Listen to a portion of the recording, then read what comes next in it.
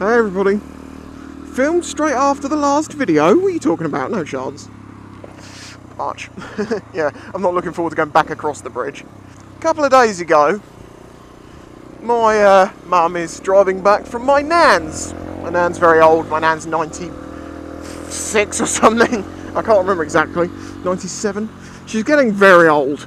My mum's in her mid-60s, you know. So she's not the youngest. And she broke down in the middle lane there the other day. Car completely conked out. She couldn't do anything. She couldn't get out of the car. She couldn't move. All she could do was call me and my brother to, like, shit, come and fucking help us. All fences are getting taken out. The wind is increasing. Go on. Go on. No, you're just gonna... I just had a Mini pull up right next to me and was like, I don't want to overtake. Yeah, actually, that was quite nice of him. I'll give him a thumbs up. Thank you. That wasn't my middle finger, I promise. Anyway, yeah, my mum's broken down. She's there for a good 25 minutes before we get there. And we thought, you know, either the police are going to have moved her, because it's not far from the Hammond police station, or just someone's going to have pushed her off the road, you know. What are you doing? Because you're not indicating, and you're facing this way. Indicate, you twat. Anyway, yeah, so she's there for 25 minutes or whatever. Nobody, and I mean nobody, fucking helped her or moved her car. No, I need to really concentrate now because this is going to get fucking shitty.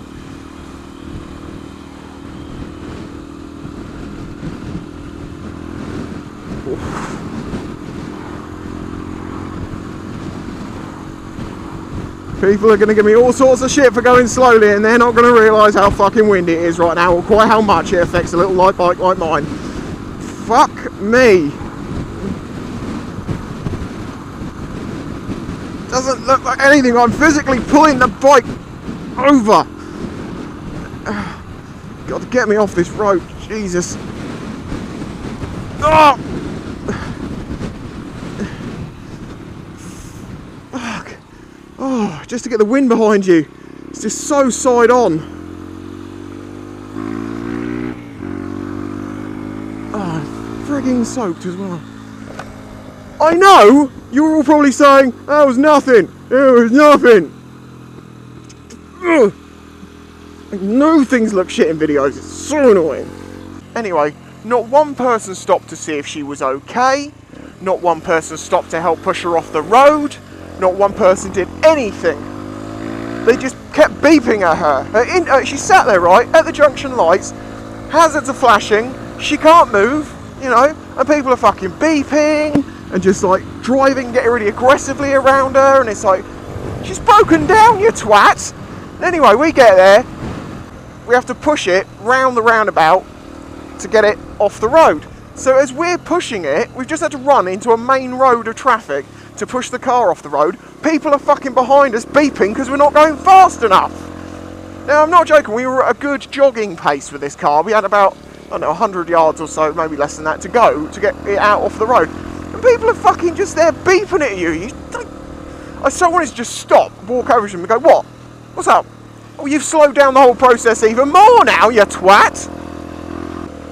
And this is why I do like bikers. Because if that was a bike, I know it's not quite the same, but say the guy couldn't push it, another biker would have stopped and fucking helped him. No, not your car drivers. You're a bunch of fucking selfish cunts. Sorry to use the word, I rarely do, but that's what I think people are for doing that. I've helped people push people off of roads many times, I don't know. It's just called being a nice person. Oh my god, my shins are so wet and cold. That's a random thing to say, but seriously, that's what's affecting me now, my shins. I have cold shins. Anyway, it turns out we couldn't sort the car out at the side of the road. My mum doesn't have AA or RAC, which I couldn't believe. I was like, you what? You have? Oh, for God's sake, you should have got that. You used to have it for years. Why haven't you got it now? So then there's another problem. We've got to get my mum back home. And we can't take the car. So we're in my brother's van. And there's no space for two in the front. You know, 2 passengers. There's only space for my mum in there. So I have to get in the back of this fucking van. It is a carpeted van, it's not like a work van, it's a personally owned van, but it is just carpeted inside. I felt like I'd been fucking kidnapped. I know it's completely illegal to do this, you know, I have to lay in the back of a van, but I was fucked. It was like, I've got to get back home, so I've got to go to work. It was fucking ridiculous. Of course, you're going to say, oh, you could have ridden up there. Yeah, I could have done, but we didn't think of that at the time. Me and my brother were more like, right, we've got to go and get out my fucking mum. She's stuck in her car on a main junction. In the end, we got the car back okay. We had to tow it back. But yeah, I just couldn't believe that. Well, no, I can believe it. That's the worst bit. It doesn't surprise me at all. I mean, it surprised me at the time, and then I'm like, why am I surprised that people don't help other people out? You know, it's funny, when people get in cars, it's kind of like people playing Call of Duty. It's just they're only looking out for themselves. You know, it's just fuck everyone else, even if they're gonna die. Oh my god, oh, this guy's slowing me down. I've just been hit by a car. Get out of my way, crippled man. I'm late for a meeting.